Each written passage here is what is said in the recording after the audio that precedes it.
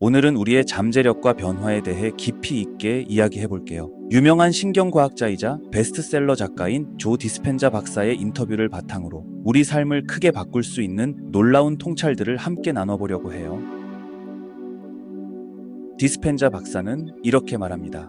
우리의 생각이 우릴 아프게 할 수 있다면 건강하게 할 수도 있어요. 그리고 이건 배우기 쉽습니다. 이게 무슨 뜻일까요? 우리 삶에 어떻게 적용할 수 있을지 자세히 알아볼게요. 그는 35살까지 우리의 95%가 프로그램화 된다고 해요. 즉, 우리 대부분이 무의식적인 습관과 패턴에 의해 지배되고 있다는 거죠.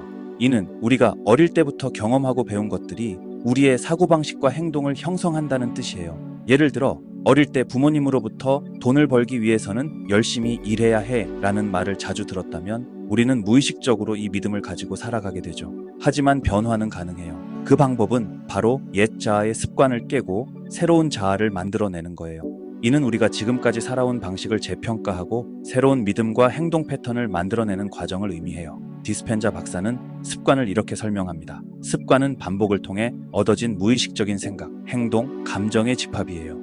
우리 뇌의 신경세포들이 함께 활성화되면 서로 연결되는데 같은 생각과 행동을 반복하면 이 연결이 강해져서 습관이 형성돼요. 예를 들어 매일 아침 커피를 마시는 습관이 있다면 이는 단순히 카페인이 필요해서가 아니라 그 행동이 우리 뇌에 깊이 각인되어 있기 때문이에요. 그럼 어떻게 변화할 수 있을까요? 디스펜자 박사는 이렇게 조언합니다. 무의식적인 생각들을 의식해보세요. 자신의 제한적인 말투나 행동 패턴을 알아차리세요. 그리고 그때의 감정에 주목하세요. 이렇게 하면 더 이상 프로그램의 일부가 아니라 그것을 관찰하는 의식이 돼요. 여러분이 새로운 도전을 앞두고 난 이걸 못해 라고 자주 생각한다면 이 생각이 들 때마다 내가 또 자신을 제한하고 있구나 라고 인식하는 거예요. 이렇게 의식적으로 자신의 생각을 관찰하면 그 생각에 휘둘리지 않고 새로운 선택을 할 수 있게 됩니다. 변화의 핵심은 의식을 높이는 거예요. 우리의 자유의지를 프로그램에 빼앗기지 않도록 해야 해요. 이건 쉽지 않지만 꾸준히 연습하면 가능해집니다. 매일 5분이라도 자신의 생각과 감정을 관찰하는 시간을 가져보세요. 이런 작은 실천이 큰 변화의 시작이 될 수 있습니다. 디스펜자 박사는 습관의 유용성에 대해서도 설명합니다. 습관은 나쁜 게 아니에요. 우리에게 도움이 될 수도 해가 될 수도 있죠. 문제는 불평, 비난, 변명 같은 부정적인 습관에 빠져 그걸 의식하지 못하는 거예요. 매일 운동하는 습관은 우리 건강에 도움이 되지만 스트레스 받을 때마다 과식하는 습관은 해로울 수 있어요. 중요한 건 이런 습관들을 인식하고 좋은 습관은 강화하고 나쁜 습관은 바꾸려고 노력하는 거예요. 그는 변화를 위해서는 불편함을 받아들일 준비가 되어 있어야 한다고 말합니다. 익숙한 영역을 벗어나 미지의 영역으로 들어가는 거니까요.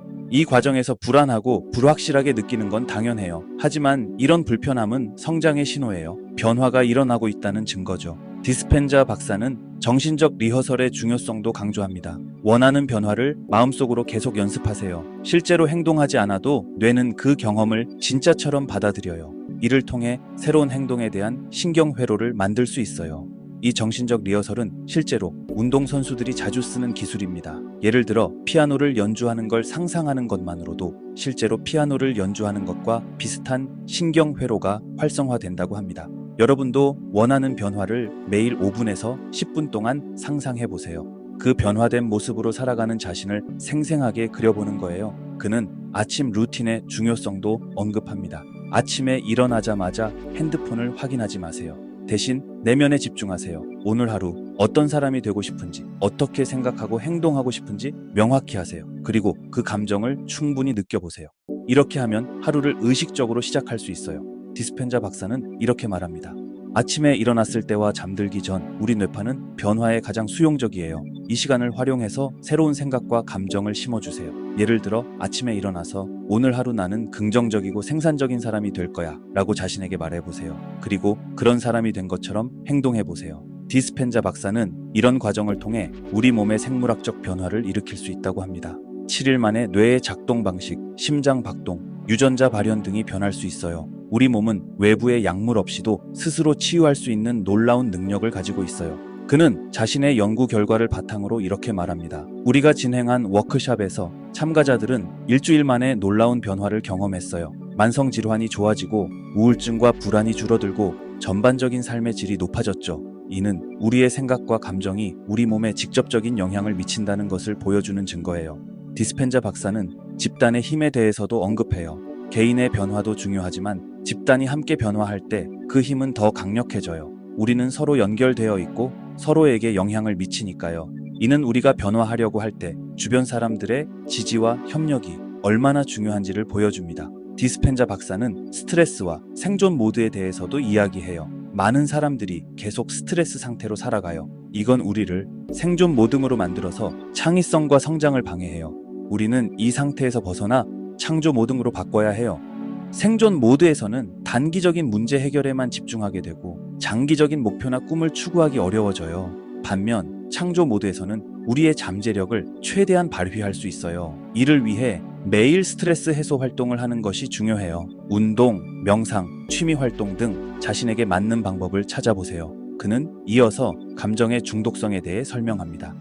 우리는 특정 감정에 중독될 수 있어요. 심지어 부정적인 감정에도요. 이건 그 감정이 익숙하고 안전하게 느껴지기 때문이에요. 하지만 이를 극복하고 새로운 감정을 경험하는 게 변화의 시작이에요. 우울함에 익숙해진 사람은 오히려 행복을 불편하게 느낄 수 있어요. 이런 경우 조금씩 새로운 긍정적인 감정을 경험하고 그에 익숙해지는 과정이 필요해요. 매일 작은 기쁨을 찾아보고 그 감정을 충분히 느껴보세요. 디스펜자 박사는 에피제네틱스라는 개념도 소개해요. 우리의 유전자는 고정된 게 아니에요. 우리의 생각과 감정, 환경이 유전자의 발현을 바꿀 수 있어요. 이건 우리가 자신의 생물학을 직접 바꿀 수 있다는 걸 의미해요.